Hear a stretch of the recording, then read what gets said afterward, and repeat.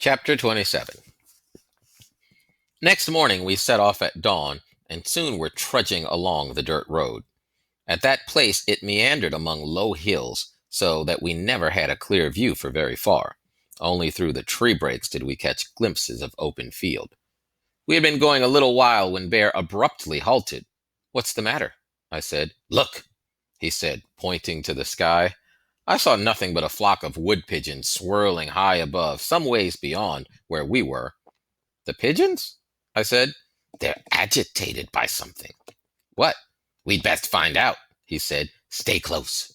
Straight away he loped off the road, and I followed. He led me into a small spinney, ample enough to hide us from view. Once there, he spied out. Without speaking, he pointed toward a hill, some ways across the nearest field. When I nodded my understanding, he ran toward it. I kept close. Upon reaching the base of the hill, he dropped upon his hands and knees, motioning that I should leave the sack behind. He began to crawl toward the hill crest. When he reached it, he pulled off his cap, then lifted his head just above the summit. After gazing a while, he turned slightly, beckoned me closer, and whispered, "Look, but be careful not to show yourself." Cautiously, I raised my head.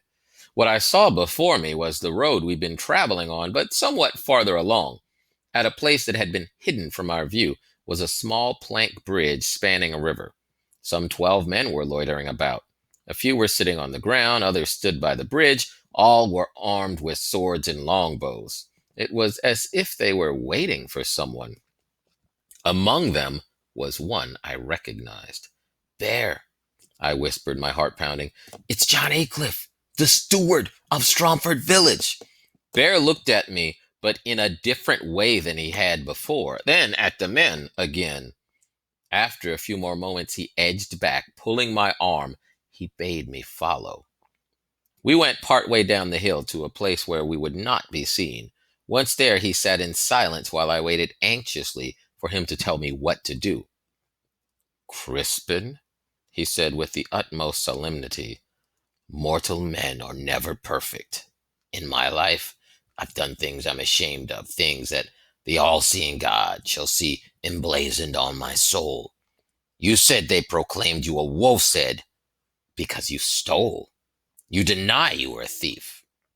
It's not for me to punish you, God awaits, but I must know the absolute truth by all that's sacred. Did you or did you not do what they say you did?"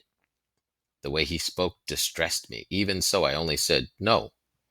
He sighed and shook his head. "I believe you, but it makes no sense.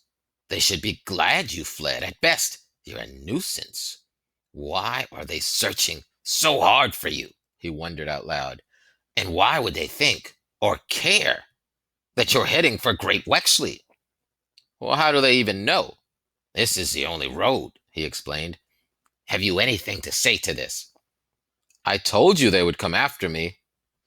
"You were right. I should have listened more. But Crispin, there must be something more here, more than you know." Whatever satisfaction I had in hearing him admit that I was right paled when I saw his alarm. "What are we going to do?" I said. "We'll go no farther along this road," he said. "That's certain. But I must go forward. We'd better strike across there," he said, pointing beyond the fields toward some outlying woods. "It'll take us away from those men and your steward." Without further ado, he rose and marched off with great strides. I rushed to keep up, more than once looking back. As we went along, I kept thinking how Bear had noticed the birds which allowed him to see the soldiers.